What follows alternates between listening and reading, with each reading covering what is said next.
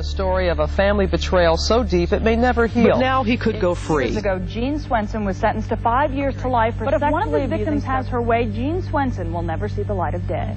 She was just 7 years old then. 3 generations of one family who, too, were abused by Jean Swenson. Ashley's testimony helped put him and keep Susan White, Ashley's mom, says going public has been the best therapy for her daughter. But no Ashley White says the abuse that happened when she was a child changed her life forever. Since Ashley White exposed a dirty little family secret. And spreading the message is something that Ashley vows she'll be doing for the rest of her life. Ashley's abuser wasn't a stranger, but her grandfather. She says the abuse began on the night of her grandmother's funeral. Ashley was only 7. I remember feeling very confused and not, didn't know what was going on, didn't understand it, I trusted him, so I figured it was something grandparents did. The abuse went on for 9 months, and she wasn't the only victim. Other family members came forward. All these years he called me a liar. I'm here today to tell him he's a liar and I'm not. And as far as I'm concerned, he was never my grandpa. A brave Ashley White faced both a parole board that day and the man who she says brutally sexually abused her for 9 months.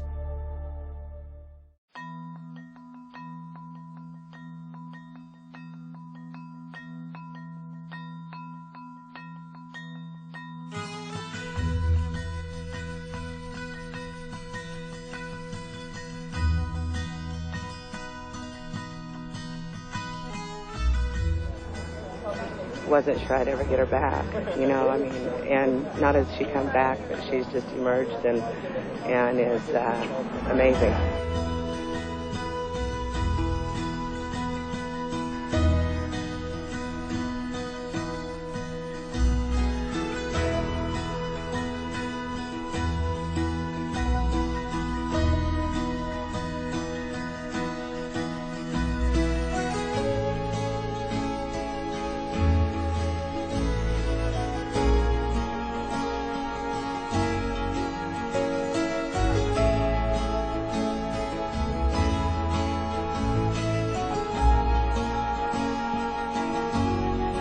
Testimony here today, I think you're showing a great deal of courage by being here.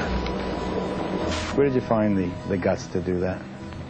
Well, I was very scared, but then I got through it, and I wanted to put him in jail and keep him there. Did you feel better after you managed to do it? Mm-hmm. Do you think that behind bars is where your grandfather deserves to be? Mm-hmm. Did people not believe you when you first... No, everyone believed me. They did believe you. But he called you a liar. Yep. Here I have your note. All the things he did to me still bother me and hurt me. I think what hurts me the most is he has lied and never admitted anything he ever did to me and called me a liar. The first time he hurt me was the night of my grandma's funeral. I was so sad because my grandma was dead, and that night my grandpa pulled me up on his lap, etc., etc., etc. In 1994, Eugene Swenson was sent to prison for abusing Ashley and 3 of her cousins. Ashley was 11 when he came up for parole. I'm up all night. I have nightmares. Ashley fought to keep her grandfather in prison. She even wrote a letter to the governor. I want him to stay in jail, otherwise if he'll get out, he'll hurt other children. Kids in America, whoever is being abused, I want them to come out and tell. It's okay to tell. It's to get your abuser into jail.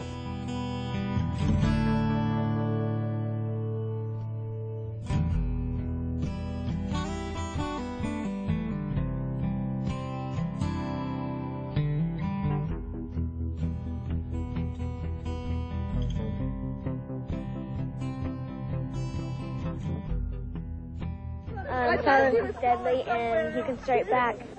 It's okay, it'll help you a lot. It did me. Ashley's mother, Susan White, says keeping Eugene Swenson behind bars will put an end to 50 years of child abuse within the family. Next time they face him, which we pray they don't have to, they will all be adults, and they took him out at this age, so we have faith he'll never get out. How are you in your soul? How do you feel? I feel great.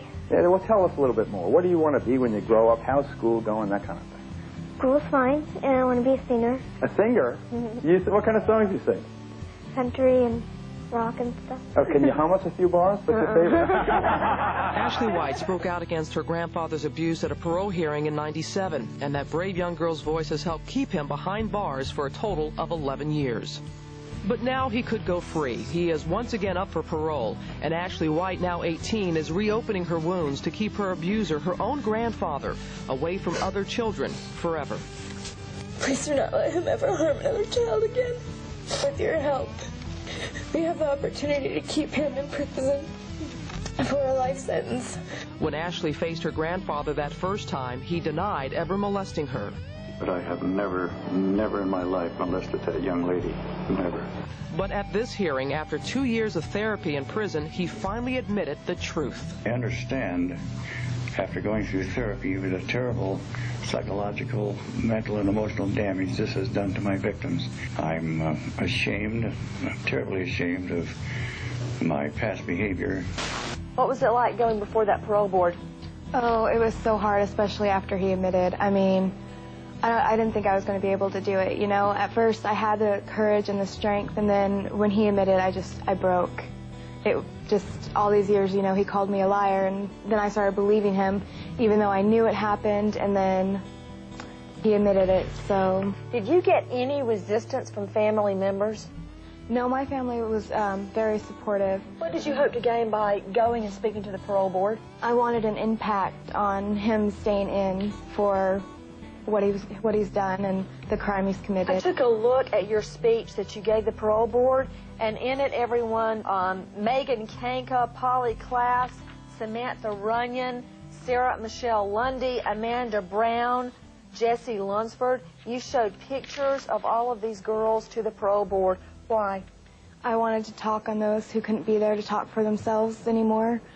To show them respect and to show what all sex offenders are capable of. If they get out. Yep.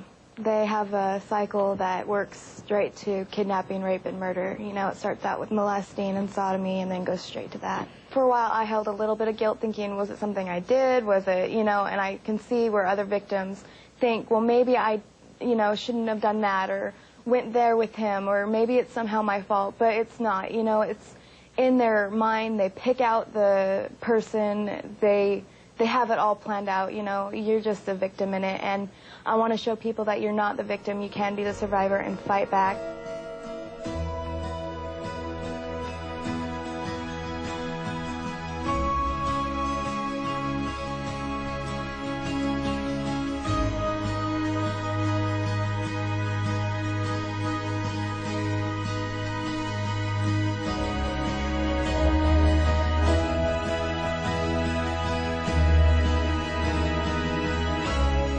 These days, Ashley spends her time helping other victims through email. She hopes she can protect other kids from facing the same nightmares. We have the Butterfly Foundation, and we're going for tougher laws against sex offenders. And then I'm also doing Ashley's Butterfly Haven, and that is going to be for abused children to come in and, you know, get their treatments and have a place to stay and feel comfortable while they're getting help. So you're 18, you're about to go out into the world, and what do you want to study? Well, I'm going to be a social worker, so then I can actually work in, you know, my own place.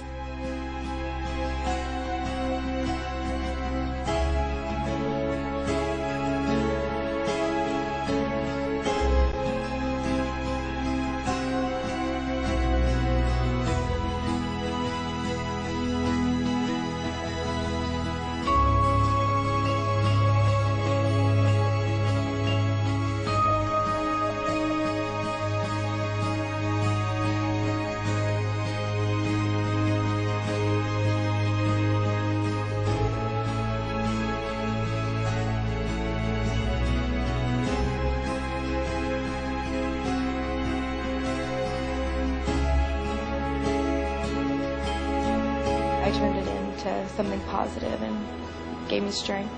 And I just want a lot of children to do that too.